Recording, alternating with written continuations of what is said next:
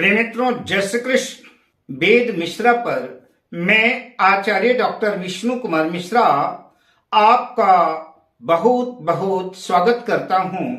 आज मैं आपके सामने प्रस्तुत हूं गुरु और राहु की युति भाग 3 को लेकर के। हमने इसके पहले पिछले 2 वीडियो पर गुरु और राहु की युति के संदर्भ पे चर्चा किया। आज कुछ नई विषय वस्तुओं के साथ मैं तृतीय भाग पर आपके बीच में प्रस्तुत हूं। मैं सीधा विषय क्रम में प्रवेश करूं उससे पहले आपसे आग्रह, अगर आपने अभी तक हमारे इस चैनल को सब्सक्राइब नहीं किया है तो प्लीज चैनल को सब्सक्राइब करें, साथ ही नोटिफिकेशन बेल को भी प्रेस कर लें। अगर आप अपनी या अपनों की जन्म कुंडली का बृहद प्रेडिक्शन कराना चाहते हैं, विश्लेषण कराना चाहते हैं, या हमसे किसी भी किस्म का ज्योतिषी परामर्श प्राप्त करना चाहते हैं, या कि उत्तम क्वालिटी के रियल राशि रत्न आदि प्राप्त करना चाहते हैं, तो आप स्क्रीन पर फ्लैश हो रहे नंबरों पर हमसे संपर्क कर सकते हैं। जन्म पत्रिका में गुरु और राहु की युति को चांडाल योग के नाम से जाना जाता है। कुछ लोग इसे गुरु चांडाल दोष भी कहते हैं। जैसा कि शास्त्रों में लिखा है, गुरुणां राहुणां युक्ते चांडाल इति कीर्तितः। राहु और गुरु की युति अभिशाप है या कि फिर वरदान। इस संदर्भ में हम चर्चा करें उससे पहले गुरु को और राहु को समझ लेते हैं। गुरु शाश्वत धर्म है, धर्म की प्रतिमूर्ति है, जबकि राहु अधर्म की प्रतिमूर्ति है। गुरु ज्ञान स्वरूप दिव्य प्रकाश है तो राहु अज्ञान भ्रम रूपी अंधकार है। गुरु मर्यादा, धर्म, परंपरा, अनुशासन, संस्कारों का प्रतीक है, जबकि राहु अनुशासन, परंपरा, मर्यादाओं को तोड़ने वाला है। गुरु देवी शक्तियों से संपन्न है, जबकि राहु राक्षसी प्रवृत्ति का पोषक है। गुरु ब्राह्मण वर्ण, विनम्र, संस्कारी, कोमल प्रकृति का शुभ ग्रह है और सतोगुणी गुरु का स्वभाव है, जबकि राहु का वर्ण यवन, चांडाल, शूद्र है। राहु क्रूर, पाप ग्रह, तमोगुणी, नीच, दुष्ट प्रकृति का है। गुरु का रंग रूप सुंदर, सौम्य, गोरा है, जबकि राहु भयानक और काला है। संक्षिप्त में इस तरह से राहु और गुरु के अंतर को समझ सकते हैं, जो कहीं भी दूर तक एक दूसरे की प्रकृति से मेल नहीं खाता। रहीम दास जी का एक दोहा है, कहू रहीम कैसे निभे बेर केर को संग, वो डोलत रस आपने उनके फाटत अंग। इसलिए शास्त्रों में कहा गया है, राहु नाम संयुतो जीवो मति भ्रंश करोति च, धर्म हानि अधर्मश्च जायते तस्य निश्चितम। जन्म पत्रिका में राहु गुरु की युति है और कदाचित गुरु कमजोर है, तो ऐसी कंडीशन में धर्म की हानि सुनिश्चित है। ऐसी स्थिति में अधर्म का ही बोलबाला होगा।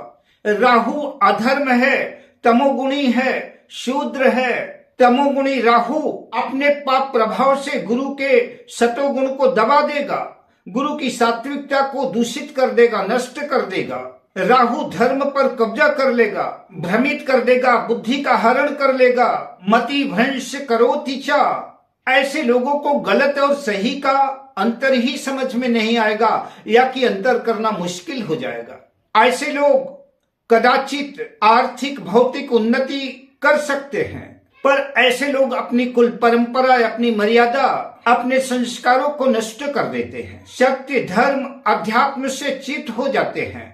अंतरजातीय विवाह, शॉर्टकट में सफलता पाना, धोखा से, छल से सत्ता को हथियाना आदि प्रभाव होते हैं। किंतु ऐसे जातक अपने जमीर से, अपने सत्य से, अपने चरित्र से, धर्म से, नैतिकता से ऐसे लोगों को समझौता करना पड़ता है। गुरु के साथ राहु आ गया, गुरु तो वैसे ही पतित हो गया, लेकिन अगर कदाचित राहु की डिग्री ज्यादा है, राहु ज्यादा बलवान है, तो निश्चित रूप से गुरु पतित हो जाएगा।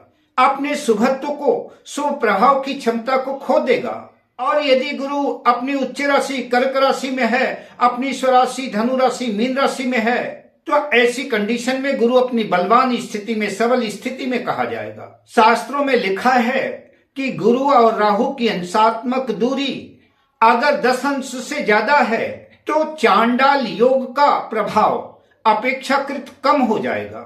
लेकिन अगर गुरु और राहु दोनों पास पास बैठे हैं, 0 अंश से 5 अंश के बीच का अंतर है, तो ऐसी कंडीशन में राहु गुरु को पतित कर देगा, गुरु की सात्विकता में ग्रहण लगा देगा। ऐसी स्थिति में जातक विवेक शून्य हो जाता है, उसकी मति काम करना बंद कर देती है, अपने हाथों से ही अपना नुकसान कर बैठता है। जिन भी लोगों की जन्म कुंडली में गुरु और राहु की युति बनी हुई है, ऐसे लोगों को एक बात तो गांठ बांध लेनी चाहिए, जीवन को पार लगाने के लिए आपका विवेक ही आपकी नौका है। अगर आप राहु के प्रभाव में आकर के अधर्म का रास्ता चयन करते हैं तो आप गुरु की कृपा से, गुरु के आशीर्वाद से वंचित हो जाएंगे और ऐसी स्थिति में अधोगति पतन सुनिश्चित है।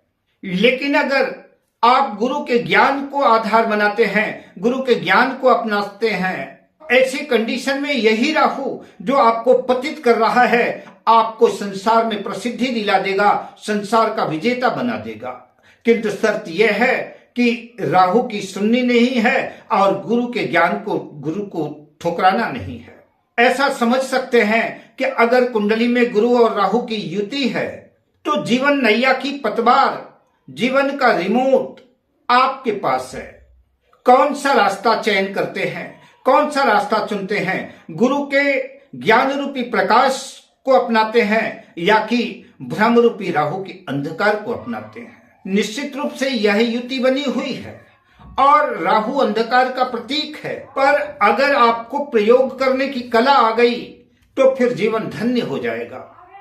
यह आपके लिए वरदान भी हो सकता है और अभिशाप भी हो सकता है। निश्चित आपको करना है कि आप इसे वरदान बनाना चाहते हैं या कि अभिशाप। अक्सर देखा गया है कि जिन कुंडलियों में गुरु और राहु की युति कर्क राशि में है, धनु राशि में है, मीन राशि में है, अंश बल भी गुरु के पास है, गुरु के पास दिग्बल भी है, ऐसी कंडीशन में राहु सहायक बन जाता है, राहु शिष्य बन जाता है, राहु गुरु का दास बन जाता है। किंतु अगर गुरु कमजोर है, मकर राशि में है, अपनी नीच राशि में है, शत्रु राशि में है, तो ऐसी कंडीशन पर, ऐसे हालात पे गुरु पर राहु हावी हो जाएगा।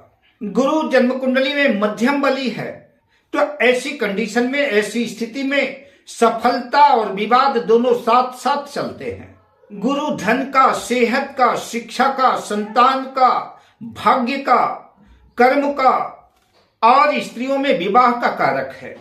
हालांकि यह युति आर्थिक, भौतिक, अचानक से बड़ी सफलता कुंडली के ग्रह योगों के आधार पर देती है, किंतु ऐसे लोगों का नैतिक पतन होता है। जीवन में उतार चढ़ाव और बदनामियों का भी सामना करना पड़ता है। इस युति का सबसे ज्यादा नुकसान महिला वर्ग को होता है, खासतौर से छात्राओं को।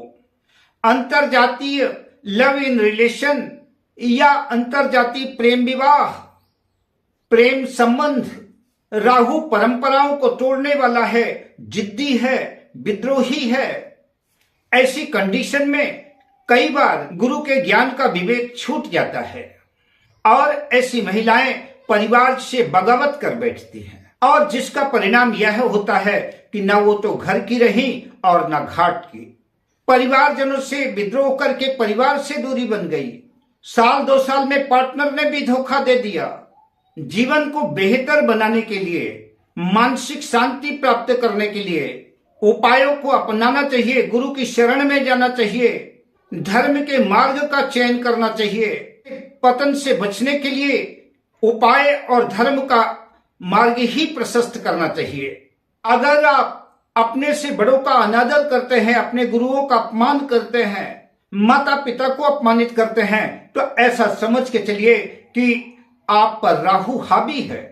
आइए उपाय खंड की तरफ आगे बढ़ते हैं। जिनकी भी जन्म पत्रिका में यही योग बना हुआ है, ऐसे लोगों को विघ्न विनाशक गणेश जी की अर्चना वंदना करनी चाहिए, गणेश जी का पूजन करना चाहिए और गणेश जी के सामने बैठ करके अथर्व शीर्ष का पाठ करना चाहिए। अगर गुरु योग कारक होकर के केंद्र त्रिकोण का स्वामी होकर के केंद्र त्रिकोण में बैठा हो तो पीला पुखराज धारण करना चाहिए। गुरु अगर जन्म पत्रिका में त्रिक भाव का स्वामी है या कि अपनी नीच राशि मकर राशि में स्थित है और पीड़ा दे रहा है, कष्ट दे रहा है, तो ऐसी स्थिति में गुरुवार को गुरु की वस्तुओं का दान करना चाहिए। चने की दाल का दान करना चाहिए, केले का दान करना चाहिए, हल्दी पाउडर आदि का दान करना चाहिए, पीली वस्तुओं का, पीले कपड़े का दान करना चाहिए। पक्षियों को सप्तधान्य 7 प्रकार के अनाज डालने से भी राहु की नकारात्मकता को नष्ट किया जा सकता है। भगवान शिव की, आशुतोष की पूजा अर्चना, गुरु और गुरुतुल्य माता पिता के चरणों की वंदना, उनकी सेवा, उनके प्रति आदर का भाव भी आपको इस दोष से बचाता है, आपके जीवन का उन्नयन करता है। गुरुवार को, शनिवार को या कि संभव हो सके तो प्रतिदिन हनुमान जी की पूजा अर्चना, सुंदरकांड, हनुमान चालीसा का पाठ भी आपको पतित होने से बचाएगा। अगर आपकी जन्म कुंडली में भी गुरु और राहु की युति बनी हुई है, गुरु शुभ फल दे रहा है या अशुभ फल दे रहा है, आप कमेंट पर हमको बता सकते हैं। वीडियो यदि अच्छा लगा तो इसे लाइक करें, शेयर करें, सब्सक्राइब करें। अब मैं आपसे लेता हूं विदा, मिलता हूं अगले एपिसोड पर शुभ कामनाओं के साथ। जय श्री कृष्ण।